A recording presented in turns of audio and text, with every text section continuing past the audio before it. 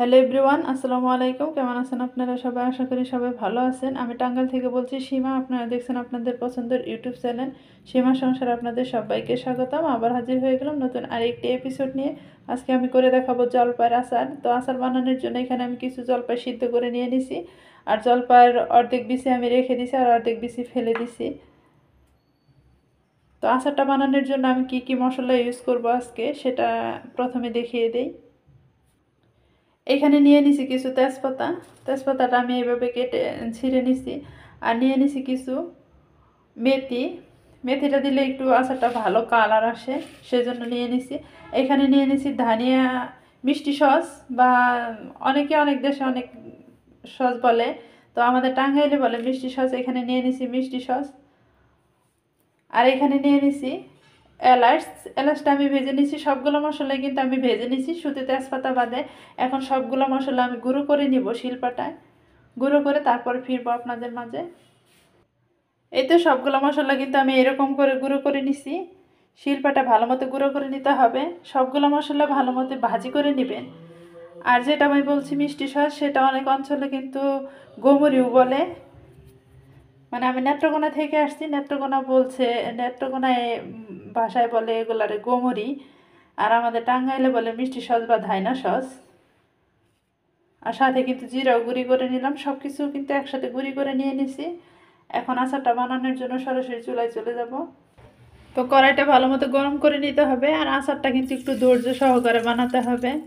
আর এখন আমি এখানে দিয়ে দিলাম কিন্তু সরিষার তেল। সরিষার তেলটা দিয়ে আচারটা বানাবেন, তাহলে আচারটা ভালো হবে। আর সরিষার তেল দিয়ে আচারটা বানাতে হবে। তেলটা গরম হয়ে গেলে এখানে আমি দিয়ে দেবো তেজপাতা। তেলে তেজপাতাটা দিয়ে দিছি। দিয়ে সাথে সাথে কিন্তু আমি তেজপাতাটা ভাজি হয়ে গেছে, সাথে সাথে আমি এখন জলপাইগুলো দিয়ে দিব এখানে।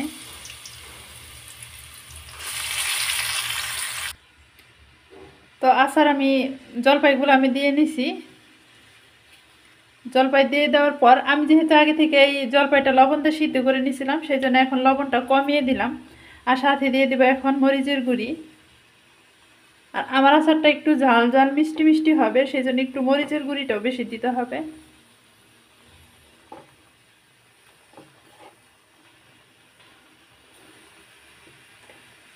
মরিচের গুঁড়িটা দিয়ে আবার একটু জলপাইয়ের সাথে ভালো মতো মিক্সড করে নিব।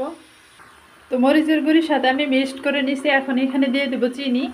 আর চিনির পরিমাণ কিন্তু বেশি লাগবে আচারের মধ্যে। জলপাইয়ের আচার যেহেতু, জলপাইয়ের আচারটা কিন্তু টক টক থাকে, সেই জন্য একটু চিনির পরিমাণটা একটু বেশি লাগবে, যেন টক ফ্লেভার না থাকে। তো ভালো মতো এখন চিনির সাথে কিছুক্ষণ জাল করে নিতে হবে। আর আচারটা কিন্তু কন্টিনিউ নাড়াচাড়া করতে হবে, একটু কিন্তু নাড়াচাড়া বন্ধ করা যাবে না, তাহলে কিন্তু পুড়ে যাবে। পুড়ে গেলে কিন্তু পুরো একটা ফ্লেভার আসবে, আচারটা খেতে ভালো লাগবে না।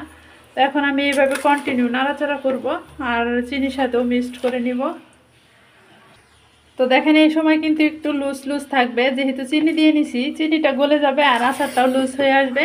এই সময় আমি সবগুলো মশলা একসাথে দিয়ে দিব।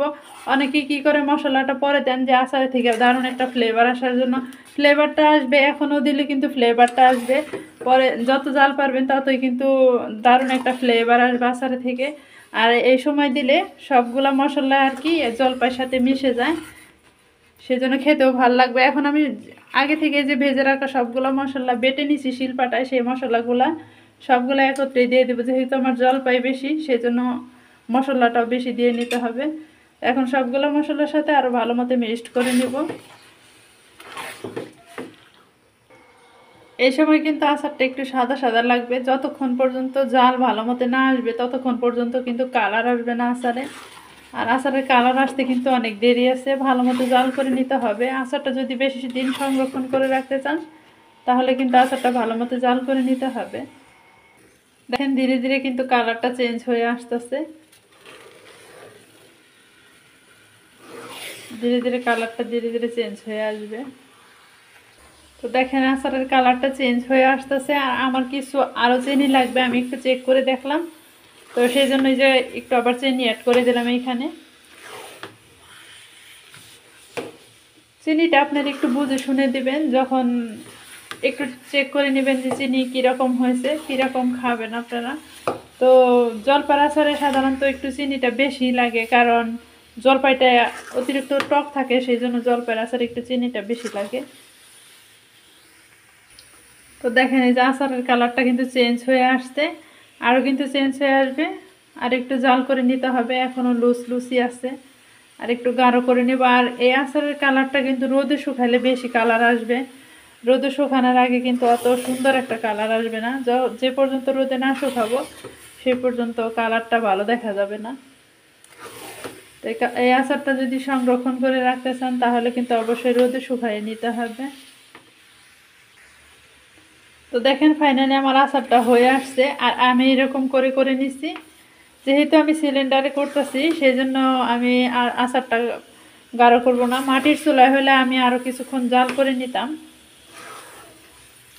মাটির চুলায় আচারগুলো বানালে ভালো হয়, সিলিন্ডারে করতে গেলে একটু সমস্যা। তো এখন আমি চুলার জালটা অফ করে দিয়ে আচারটা নামিয়ে নিব। আর আচারটা যতটাই ঠান্ডা হবে ততটাই ধীরে ধীরে কালার চলে আসবে। এমনিতেও কালার কিন্তু আসছে। আর যেহেতু আমি রাত্রিবেলা আচারগুলো বানাচ্ছি, এখন কিন্তু অনেক রাত হয়ে গেছে, রাত্রির দিকে আমি ভিডিওটা আজকে শুরু করছি।